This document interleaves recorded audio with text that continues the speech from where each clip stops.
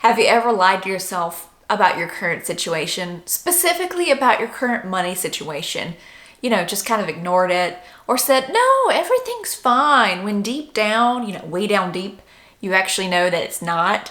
In today's Money Article Monday, I found an article called 7 Money Lies We Tell Ourselves. And I think this is a great article to maybe uncover or dig up some of those lies we've been telling ourselves. Before we get started, if you are new here, my name is Jennifer, and on Money Article Monday, we pick an article or a blog that relates to money and we chat about it.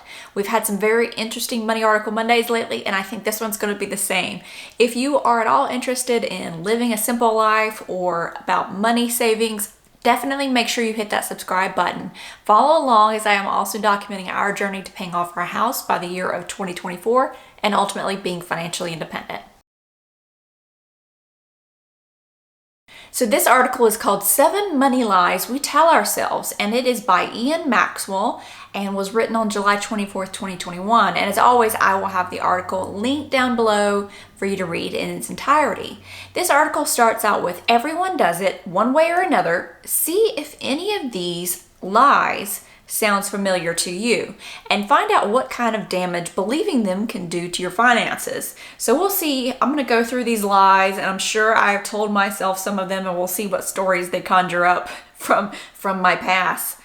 Now, this article says, do you think you're telling yourself the truth about money? I think we probably all sugarcoat things a bit, right? We may think we know the facts about our finances, but our beliefs can often overshadow the facts. The first one is, I'll be happier when I have fill in the blank amount of money.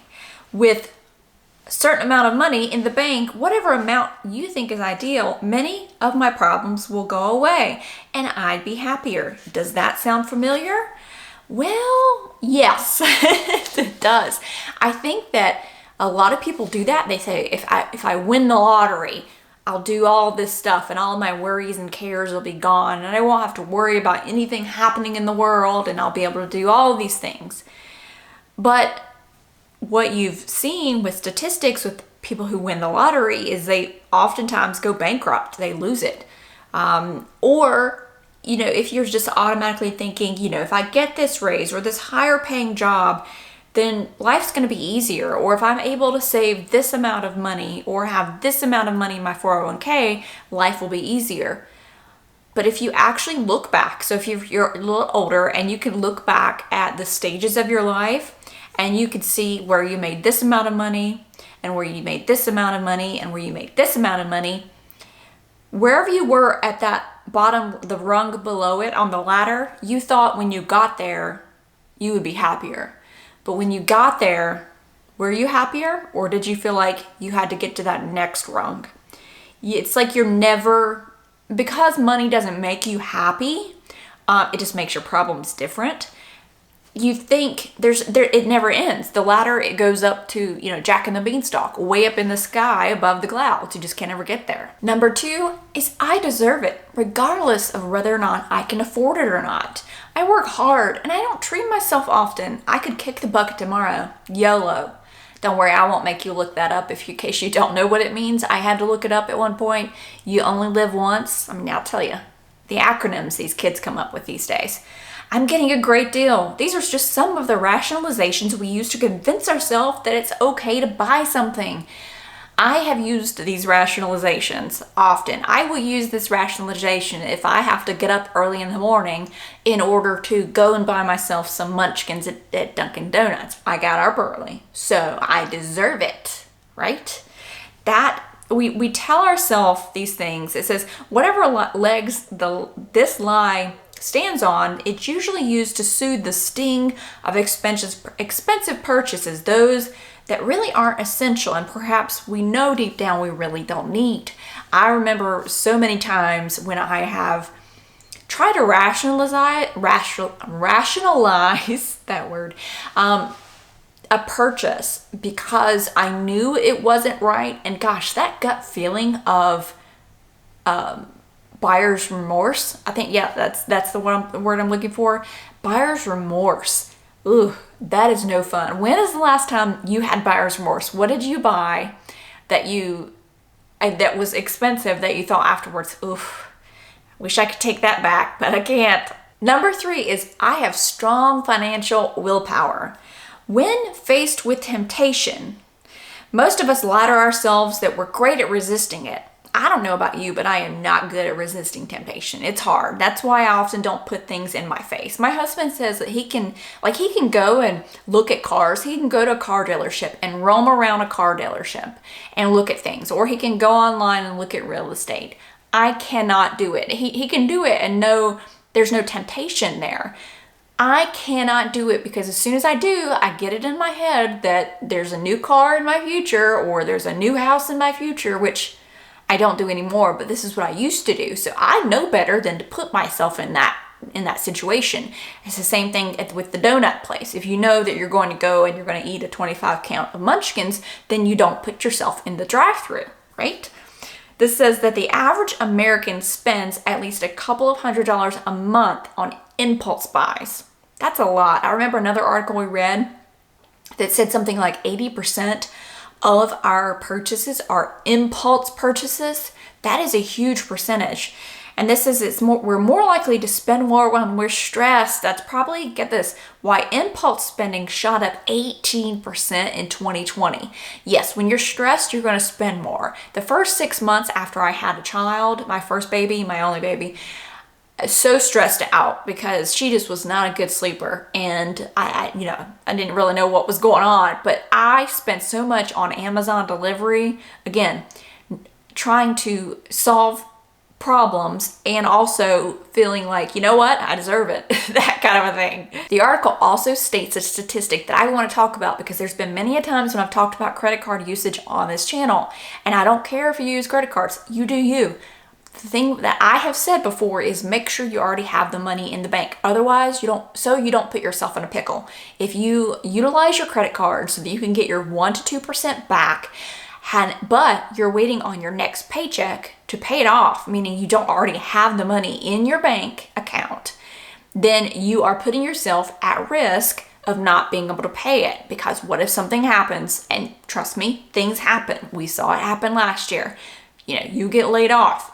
You can't go to work. Your company's downsizing. You are injured. That paycheck doesn't come in, and now you're getting charged 25% interest every single month on gosh knows what the balance was, just because you wanted to get 1 to 2% back. Listen to this statistic. It says the average credit card shopper spends about 10% more with their cards than they would with cash. It is true. It hurts more when you have that paper in your hand versus having that plastic. And if you are trying to say, if you're using the credit card so you get 1 to 2% cash back, but it's proven that you actually end up spending 10% more when you have a credit card, then guess what? You're not saving anything or making anything extra. You're spending 8 to 9% more. Number 4, one of my favorites. I'll save more later. Most folks focus on buying what we need and what we want, and we tell ourselves we'll start saving in the future, later. If we save anything at all, it's likely to be whatever we have left over. In fact, fewer than 1 in 6 of us are saving more than 15% of our income. And 1 in 5 people aren't saving any money. Do you think you're going to retire, or do you plan on working until, I don't know, what's the average life expectancy in the US? I think 78. Do you plan to work to 78? It says no matter the reason, when we tell ourselves this money lie and put off saving, we're prioritizing the present over the future. And again, people could use that YOLO, you only live once, or, I can't take it with me. Well, if you live for it now and you have to live later, which, the majority of us still are going to make it to that older age, and you don't have any money to live on, right now is when you can make the money. Yeah, you might want to live now, but how are you going to live later?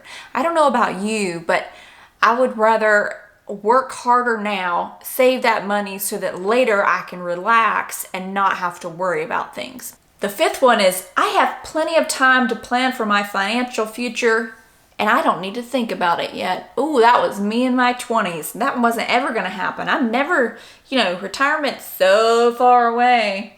The article says the future can seem really far away when we're looking 10, 20, or even more years out. When we feel like we have a lot of room between now and then, it's easy to make excuses to not plan or save for it. This money lie is an excuse for procrastination. Oh, and I am the queen of procrastination. Let me tell you, that's my middle name. Yes, so luckily my husband was very into retirement from an early age and just in his 20s thought about it and, got me on that train when we met. So we are very lucky in that case. I'm lucky for him. But yeah, I remember in my 20s thinking, not thinking about it. But when you meet people who in their 20s began to save just a little bit towards retirement, their retirement saving was huge. And they didn't have to play this big, huge catch up, which caused more problems when it would have been easier in their 20s when their expenses were lower to begin and just save a smaller amount. So yeah, I think a lot of us who didn't wish we could go back and think about retirement early or, really catch on to this. For me, I love this FIRE movement, the financial independence, retire early, because I just see so many people who've worked themselves to death and who still have to work, or I've seen plenty of people in their older age have to work and have worked themselves into a hole because of their spending habits, their bad health problems, the stress that they're still going through in their 50s and 60s and 70s. Ooh, it's heartbreaking. And luckily I noticed it and I see it, and I don't want that to be me or my family. Number 6, there is good debt and there is bad debt. I haven't read this yet, but guess what? Debt has one definition. It does not have a good definition and a bad definition. It is debt. It means you owe money to someone. Debt. We tend to assign moral value to debt, thinking of mortgages and student loans as good debt and considering credit card debt as bad. This money lie gets us to think wrong way about debt. All debt comes with the sum cost, and it's critical to understand every loan affects our current and future selves. It's all interest. Regardless, you're paying more for it. Instead of focusing on whether debt is good or bad, concentrate on the total cost of the interest over time. It's often higher than you think. It's probably higher on the things that you think are good debt. If you think a mortgage or student loan is good debt, then guess what? Likely those are the ones who in the long run you're going to have the biggest interest payments back to. The article says about half of us seem to already be on track with that thinking, saying that we expect to be out of debt within 1 to 5 years. I love it. Let's get out of debt. Getting out of debt does not mean that, the economy is going to go in the pooper. If anything, it means we have more cash flow to do things. You are not giving your extra money to banks and other people, mortgage companies.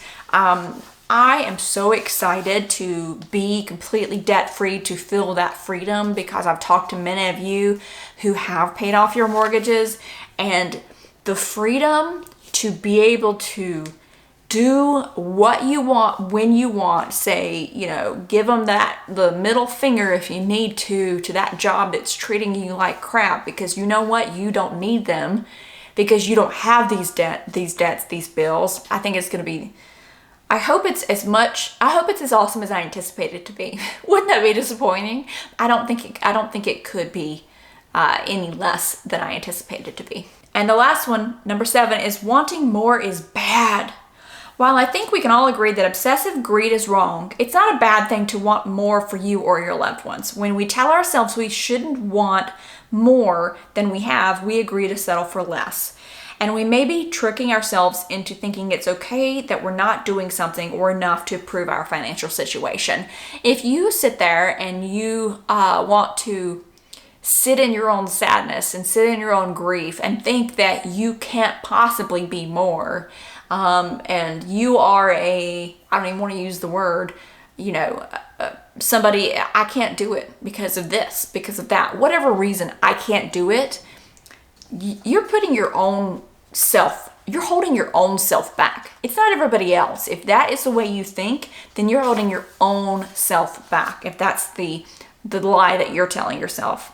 It says this money lie holds us back and can make it hard to improve our financial behaviors. The article ends with stating, when we recognize the money lies that we believe, we can reset our thinking, change our mindset, and start taking action.